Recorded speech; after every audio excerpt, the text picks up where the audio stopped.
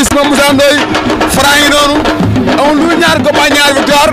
daan sañte ñeeri fondoo nit ñi ki ko dëggaloon combat Franc joxagu ko dara ki ko monté combat Franc joxagu ko dara Franc lekk ceeb bi réer bi bàyyi sama réer Franc léegi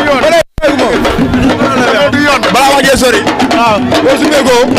nga am yéene bi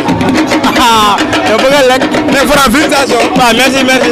jël combat gars yi noonu di ki nga jël moo la man ñaa mun la ñaay moo la man ay yàlla sural ma la si ndam waaw xam nga rek lamb demee noonu waaw di encouragé wa sama adversaire bu baax a baax di wax lamb moo demee noonu parce que ñun ay ndaw lañ nekk fii Yara waaw nekk ñuy topp si ñoom ginnaaw Moussa Ndoye ñoom Loso ñoom wët jàmbaar gars yi ñooñu tete fii nii waaw topp si sa ginnaaw yow tamit nga jàppale ñu bu baax ñun ay xale la ñu mënuñu ko rek mën nañ ko parce que ñun ñeme nañ jël risque rek pour tekki parce que Yara moo ñor ko waa ñu pare na pour jël risque rek pour tekki combat bi nga ko jëlee gars yi ba ne waa Diagne Ndiol moom moo tudd Franc moo man Franc yéen nga jël ko pare nga am ci gëm-gëm jël ko waaw ndaa ma yëgul Ndiol la gars yi wax ndaa ma yëgul Ndiol te ñun ku dëkk Yara rek xam ni fii nii bëre nañu ku nekk yow danga may seetaan ko daa xam nga damay bëre ñu ko gën a Ndiol ñu ko sut fuuf ko nga xam ne mën naa raw loolu samay morom nañ ma jël rek ma bëre te ñu ëpp mbër Thiat Daara Fall fekk la fi ëpp mbër Moussa Ndoye Thiat Daara Fall ñu fekk la fi tey noo gisee Moussa Ndoye waaw Ndoye wax dëgg ne yaa xel dal la quoi xel dal na wax dëgg ne li mu liggéey du pour gan gi quoi dafa liggéey pour adversaire yi nekk si kawam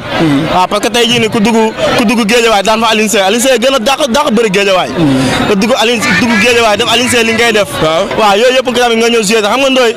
li mu toog 3 ans bëréew moo sax bu mu demee nii mais boo bëgg rek garab ci kaw lay fekkante waaw garab ci kaw lay fekkante mais boo dañ ko saxalal yoon moom amane la ka daan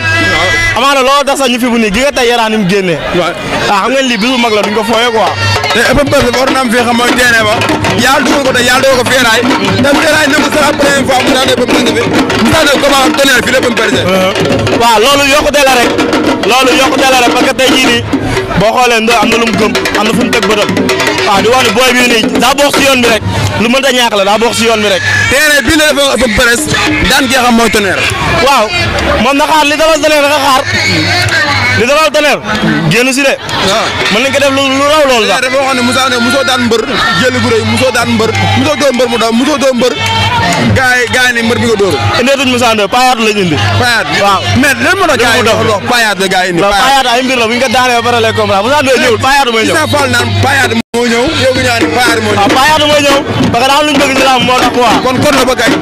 waaw rendez-vous le 29 rek inshallah waaw jaajëf maa ngi seen aali sama waa yi